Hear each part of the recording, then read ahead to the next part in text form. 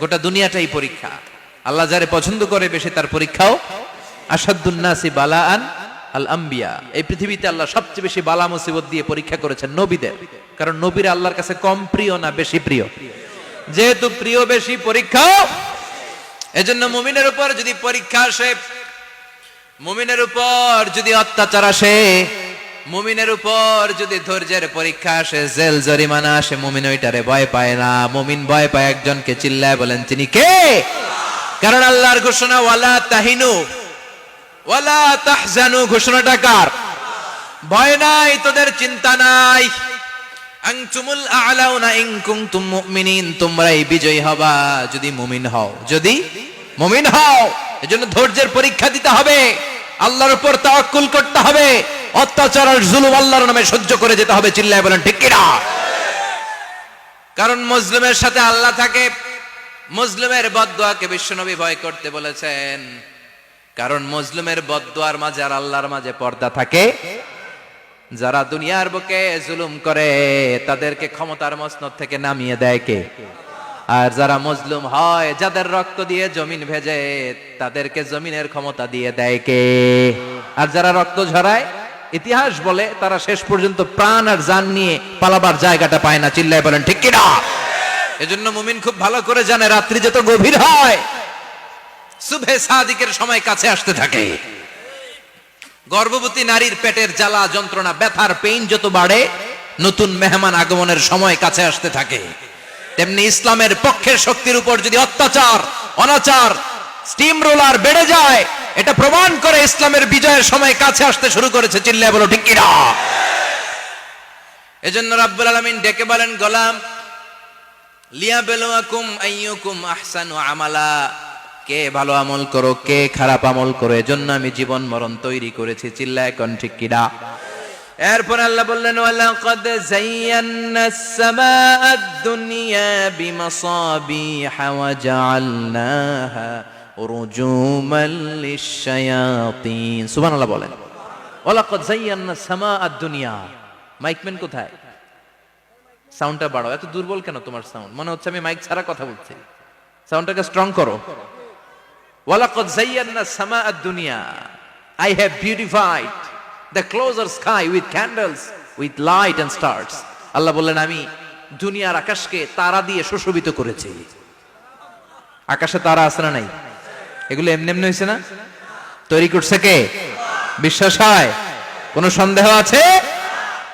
এখন তো lighting fighting এর যুগে তারার যে কি সৌন্দর্য আমরা বুঝি না। আমরা যখন ছোটবেলা গ্রামে যেতাম, রাতের বেলা তারার মেলা, কি সুন্দর, একটার চেয়ে একটা সুন্দর। শুকতারা, ধ্রুব তারা, সপ্তর্ষি মণ্ডল, 7টা তারার একটা চেইন আছে, চিনেন এগুলো? কি সুন্দর তারা! এগুলো তৈরি করে রেখেছে কে? প্রথম আকাশের মহাশূন্যকে আল্লাহ এই তারকা দিয়ে বিউটিফাই করেছেন। ইটস এ ক্যান্ডেল, আল্লাহ সাজিয়ে রেখেছেন। আমরা খালি চোখে যেটা দেখি, এটা কিন্তু আকাশ না, এটা প্রথম আকাশ নয়। প্রথম আকাশ যে কত দূরে আমেরিকার নাসার বিজ্ঞানীরাও জানে না। খালি চোখে আমরা যা দেখি, এটা প্রথম আকাশের মহাশূন্য। এর অনেক অনেক অনেক উপরে প্রথম আকাশ। এরপরে দ্বিতীয় আকাশের মহাশূন্যের স্তর শুরু, এরপরে দ্বিতীয় আকাশ, তারপরে তৃতীয় আকাশের মহাশূন্যের স্তর শুরু, তারপরে তৃতীয় আকাশ। একটার চেয়ে আরেকটা বড়। প্রথম আকাশের চেয়ে দ্বিতীয় আকাশ কত বড় বলি, আপনার হাতের আংটিটা যদি সাহারা মরুভূমিতে আপনি ছুঁড়ে ফেলে দেন, পুরো মরুভূমির তুলনায় আংটি যত ছোট, আল্লাহর দ্বিতীয় আসমানের তুলনায় আল্লাহর প্রথম আসমানটা ঠিক তত ছোট। একটার চেয়ে একটা বড়, একটার চেয়ে একটা বড়। সূর্য দেখে আমরা অবাক হয়ে যাই, 9,30,00,000 মাইল দূরে। এই পৃথিবীর চেয়ে 13 লক্ষ গুণ বড়। এটার সানশাইন, আলো আসতে পৃথিবীতে 8 মিনিট 18 সেকেন্ড লেগে যায়। আমরা মনে করছি সূর্যই বড়। আমরা বসে আছি মাইথার দিয়াতে, তাই না? এই জায়গাটার নাম কি? মাইথার দিয়া। কি খালি এতটুকু প্যান্ডেলের সমান? কত বড় মাইথার দিয়া! এই পুরো মাইথার দিয়া কোন থানায় পড়ছে? দাউদকান্দি। দাউদকান্দি হচ্ছে কুমিল্লার 16টা থানার একটা, ঠিক কিনা? 16 থানা মিলে কুমিল্লার একটা জেলা। এরকম কয়টা জেলা আছে? 64 জেলা। এই 64 জেলা মিলে আমাদের সুজলা সুফলা শস্য শ্যামলা ডিজিটাল বাংলাদেশ। কথা কন। আর বাংলাদেশ হচ্ছে পৃথিবীর সবচাইতে বড় দেশ। হ্যাঁ, 64 জেলা, এরপরে ছোট। যাদের অ্যাটলাস ম্যাপ নিয়ে যাদের ধারণা আছে তারা দেখবেন বাংলাদেশ এই শব্দটা লেখার জায়গাও আমরা পাই না। মানচিত্রে বাংলাদেশ শব্দটা লেখার জায়গা পায় না। বিআরএ উঠে যায় ইন্ডিয়ার উপর, আর ডিএসএচ উঠে যায় আবার ইন্ডিয়ার উপর। মাঝখানের দুইটা অক্ষর বাংলাদেশের উপরে পড়ে। চিল্লায় বলেন ঠিক কিনা? কত ছোট দেশ, পাশের ইন্ডিয়া 20-25 গুণ বড়। ইউরোপ আমেরিকার অনেক দেশ আছে, আমেরিকায় বাংলাদেশের চেয়ে শতগুণ বড়, কানাডা কয়েকশো গুণ বড়, রাশিয়া কয়েকশো গুণ বড়। এরকম প্রায় 200 দেশ নিয়ে পৃথিবীর স্থলভাগ, আর 70% হচ্ছে শুধু পানি। এই সব মিলে আমাদের এই পৃথিবী। আর এত বড় পৃথিবীর চেয়েও নাকি সূর্য 13 লক্ষ গুণ বড়। তার মানে সূর্যই বড় না, সূর্যের চেয়ে অনেক বড় তারা আছে। সূর্যের পরে পৃথিবীর সবচেয়ে কাছের যে তারা বা স্টার, ওটার নাম হচ্ছে প্রক্সিমা সেন্ট্রাই। নাম কি? প্রক্সিমা সেন্ট্রাই। এরপরে আলফা সেন্ট্রাই এ, আলফা সেন্ট্রাই বি, ইটা ক্যারিনা, বেটেলজিউস, এরকম একটার পর একটা তারা।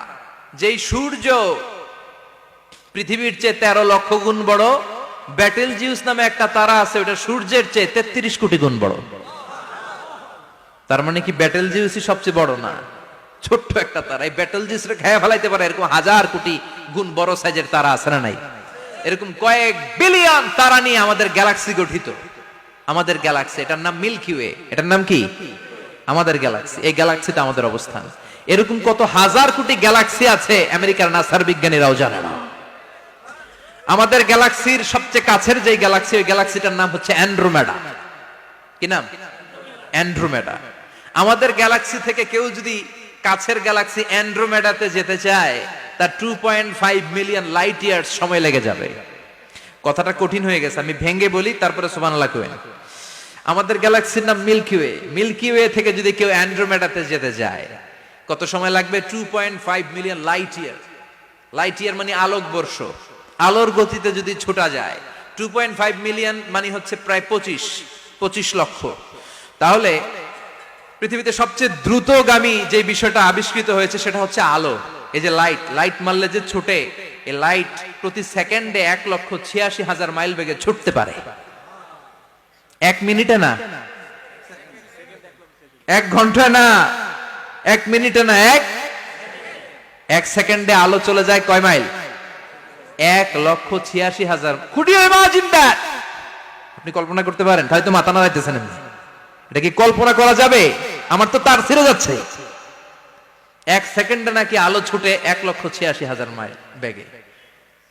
1 সেকেন্ড শব্দ কইতে তো 2 সেকেন্ড লাগে। কথা কোন? এর মধ্যে আলো চলে গেছে 1,86,000 মাইল। তো কোন রকেট যদি আপনি পান, যে রকেট দিয়ে সেকেন্ডে 1,86,000 মাইল বেগে রকেটটা ছুটবে প্রতি সেকেন্ডে, খেয়াল করেন, ঘন্টায় না, মিনিটে না, কিসে?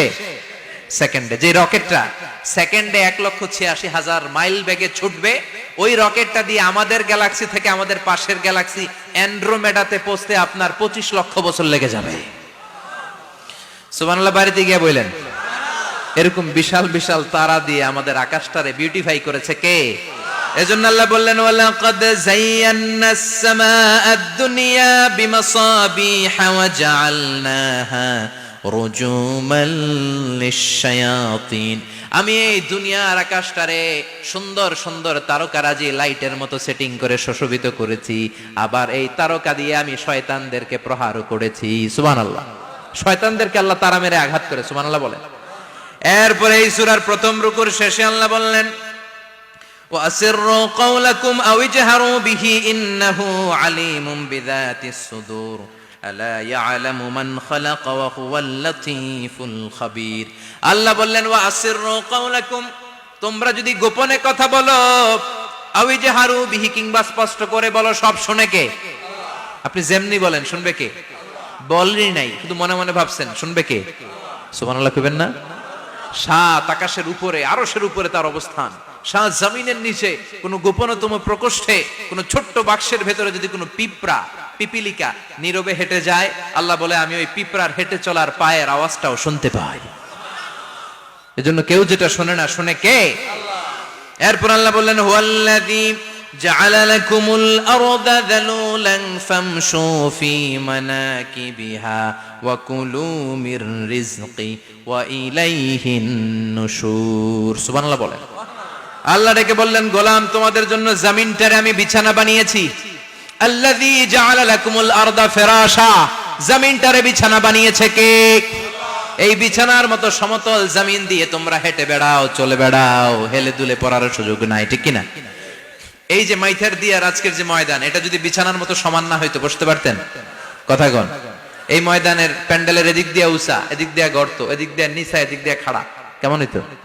কথা কন। কেউ আমারে দেখতো, কেউ দেখতো না, কেউ দাঁড়াইয়া, কেউ বৈশা, আছে না নাই? কিন্তু জমিনটারে সমতল বানালো কে?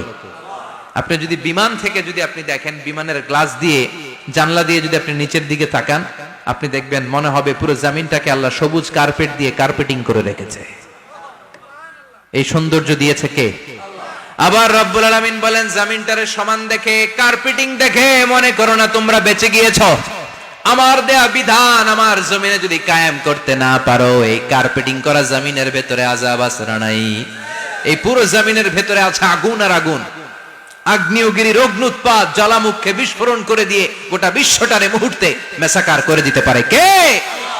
এজন্য আল্লাহ ডেকে বললেন, গোলাম আমিনতুম মান ফিস সামাই আন ইয়াখসিফা বিকুমুল আরদা ফাইযা হিয়া তামুর, তোমরা কি ভেবেছো নাকি বেঁচে যাবা?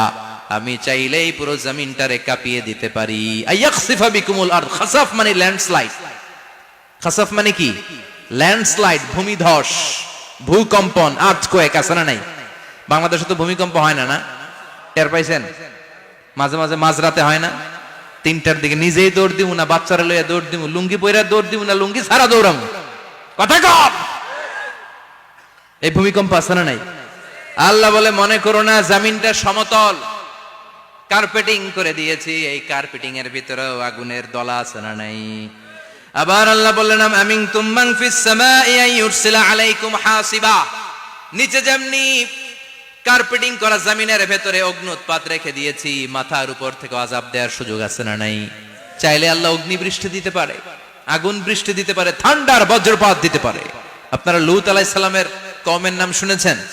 তারা হোমোসেক্সুয়ালিটি, সমকামিতা করত, ফলে আল্লাহ তাআলা বিশাল এক চিৎকার মেরে সাইয়েদনা জিবরাইলের মাধ্যমে পুরো জমিনটা শেষ করে দিলেন। ফাজআলনা আলিয়াহা সাফিলাহা ওয়া আমতারনা আলাইহিম হিজারাতাম মিন সিজিল, তাদের অপকর্মের কারণে জর্ডানের ওই এলাকাটাকে আল্লাহ বললেন, জিবরাইল এলাকাটারে হাতে তুলে নে, আকাশের উপরে তুলে পুরো এলাকা সহ মানুষ সহ জমিনের মধ্যে গেড়ে দে। জমিনের নিচের মাটি উপরে নিয়ে গেল কে? উপরের মাটি নিচে নিয়ে গেল কে?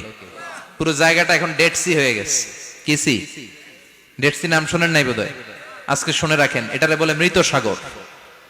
এটা গজবের জায়গা, ওখানে মানুষও ডুবে না।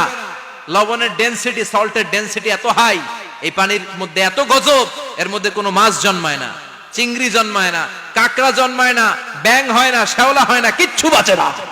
এটা গজবের জায়গা, চিল্লায় বলেন ঠিক কিনা?